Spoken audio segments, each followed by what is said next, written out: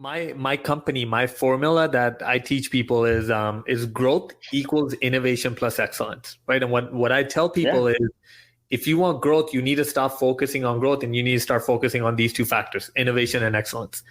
But by excellence, I'm curious, do you mean execution as well? That's exactly what I mean. Even within growth, the formula, I define it as 20% innovation, 80% excellence. So what I find is there's a huge dichotomy.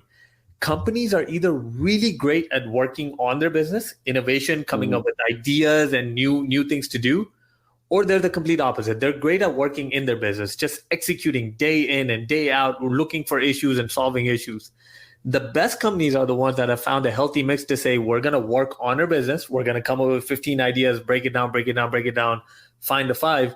And now we're going to take it over to excellence and we're just going to hit it hard. Doesn't matter how many times we fail.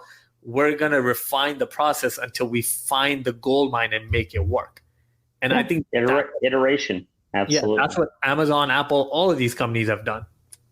Yeah. And, Amazon does it a bit more publicly. Apple does it kind of behind the scenes. But you better believe Apple is trying and failing nonstop. But the beauty of Apple's approach nowadays is how much they rely on simplicity. Oh, yeah. Apple, every other phone company has a launch every 4 months. It's a big to-do, all of this. Mm-hmm. Apple relies on such simplicity. They don't tell you how many milliamp hours are in their phone, right? Yeah. Every other one, 4,000 mAh battery, 1080p screen. Yeah. What's Apple? A Retina screen. Yeah. It's simplicity. It's because they know the average consumer could care less what the number next to the P is. Yeah. They just want to know it's a good screen, and simplicity is overlooked so often because people think the more complex X, Y, or Z is, the more impressive it will be. No, what's impressive is either a message or anything that is so simplistic that you understand it instantly. Yeah. And the person themselves, the viewer, the target, the prospect, can already see and get an idea in their mind of what the outputs are. And then Apple comes over the top with the outputs. So it's like the nail and then the hammer on top. Yeah.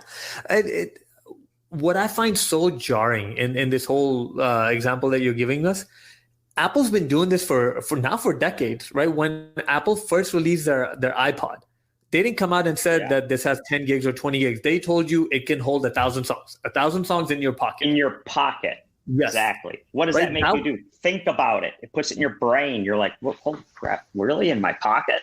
Yeah. Oh my God, that would be amazing. Creates emotion. All of these companies are out there telling you we've got 20 gigs, 30 gigs, whatever that case is, and you're having to sit there and try to quantify what does that come out, and Apple just flat out tells you 1,000 songs in your pocket, and you're like, okay, I can run with that. I understand that. They weren't the first one to create it, but they simplified it.